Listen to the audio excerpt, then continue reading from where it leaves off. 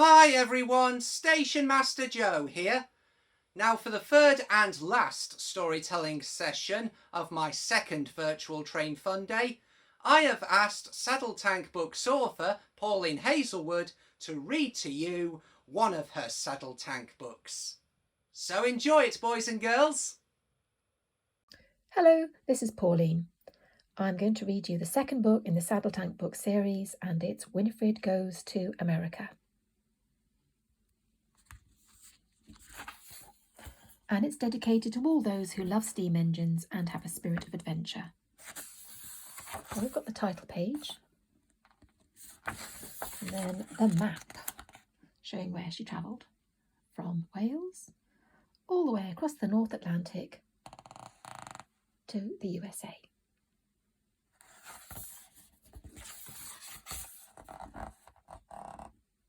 A very long time ago, before you and I were born, when women wore long dresses and men wore frock coats and top hats, a little steam engine called Winifred started work at the dockside at Port Penrhyn in Wales. She was a quarry Hunslet engine. Winifred worked there with her friends Lillian and Gwyneth. They fetched the slate that was brought down from the quarries high up in the mountains, and they carried it over to tall ships waiting at the dock.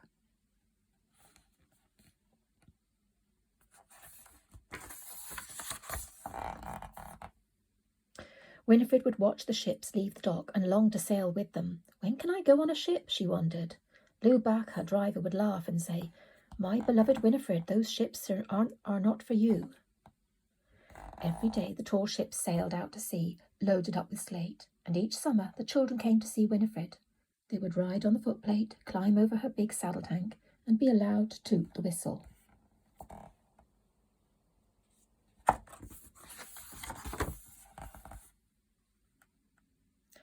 After many years, there appeared one day a funny, square little engine.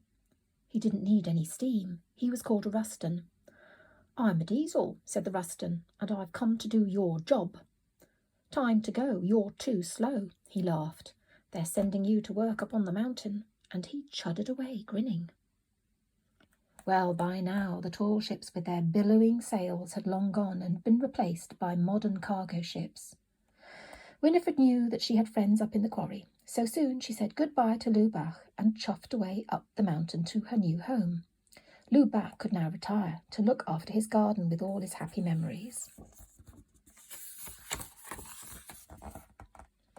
Winifred went to work with Ogwyn, Keggin, Nestor, and other engines in the quarry. High up in the mountain, it was often cold and wet and windy, but still the people came to see the little engines.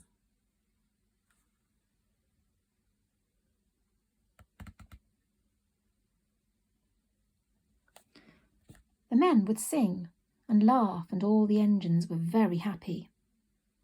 They worked hard each day, ferrying the slate around the quarry, and once finished, it was made ready to be taken down to the port.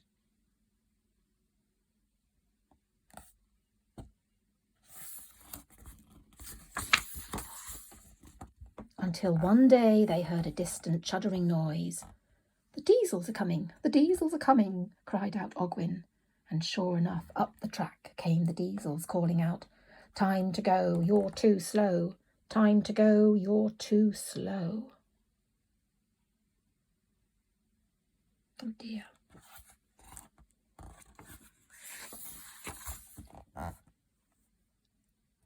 The little steam engines all looked at each other.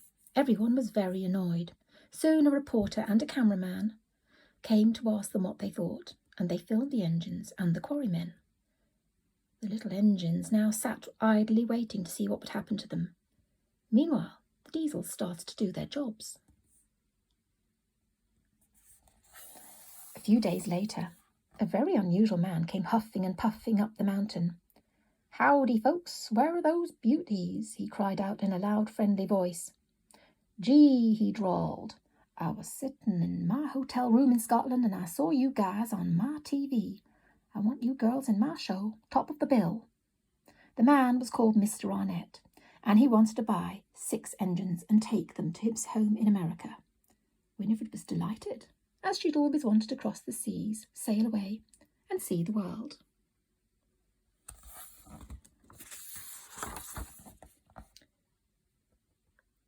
Down the mountain went Winifred, Nesta, Ogwyn, Glidder, Machlin and Keggin.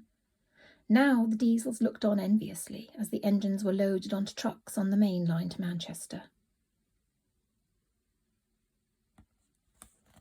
When they arrived at the docks of the city, giant cranes lifted them onto a big ship. Crowds of people gathered to say goodbye to the last engines to work in the Penryn quarry. As the ship's horn blew and the people waved, the engines set off across the Atlantic Ocean on the SS Manchester Progress. "Oh, this is so exciting," said Winifred, but she could see that Nesta and Glidder were sad to be leaving.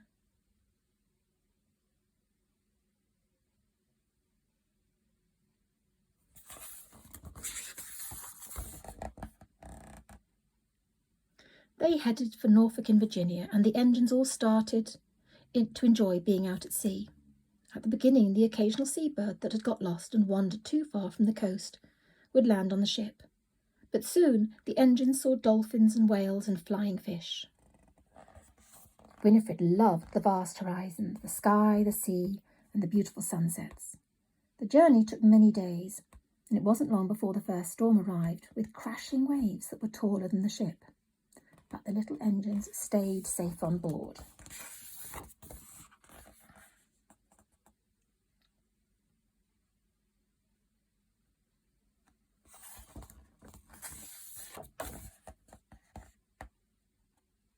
Then one morning, as the sun rose, Winifred could see land. The ship had finally arrived in America. People on the dockside watched as they were lifted off. "Oh, Mum, look how cute they are," cried a small boy. All the engines were glad to be back on dry land.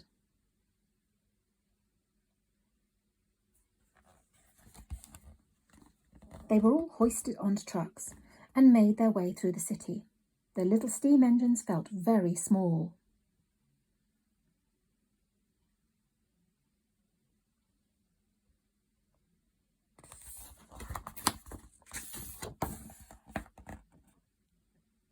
Later that day, they arrived in Murfreesboro, Tennessee. Each engine had a number attached to its chimney. "This isn't a show, it's an auction," said Ogwyn. "They're going to bid for us." It had been a long while since anyone had polished their brass or cleaned out their firebox. "Who will buy a sooty old engine?" said Winifred. She didn't need to worry. When the bidding started, the crowd went wild, calling out and waving. And very soon a man in a smart suit was shouting, "They're mine!" He ran over and he said to 3 of the engines, "You're coming with me to Terre Haute, Indiana, to be in my museum." Well, Winifred and Ogwyn and Glidder had been bought by Tony Hullman, who owned a racing circuit and had made the Indianapolis 500 race world famous.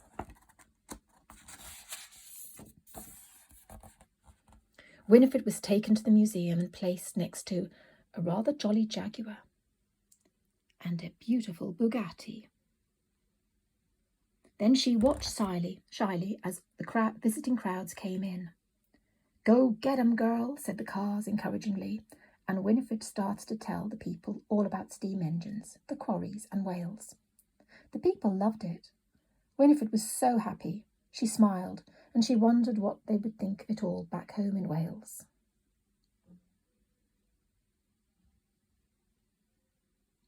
So do look out for the sequel, Winifred Comes Home.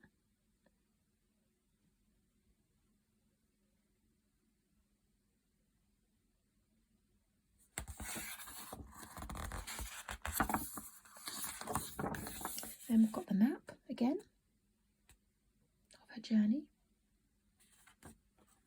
And on the back page, we've got 4 different types of tank engines. There's a well tank, a side tank, a pannier tank, and a saddle tank. And do go and visit Winifred and Alice at the Ballalate Railway if you get a chance. Thanks for listening. Take care, everybody. Bye.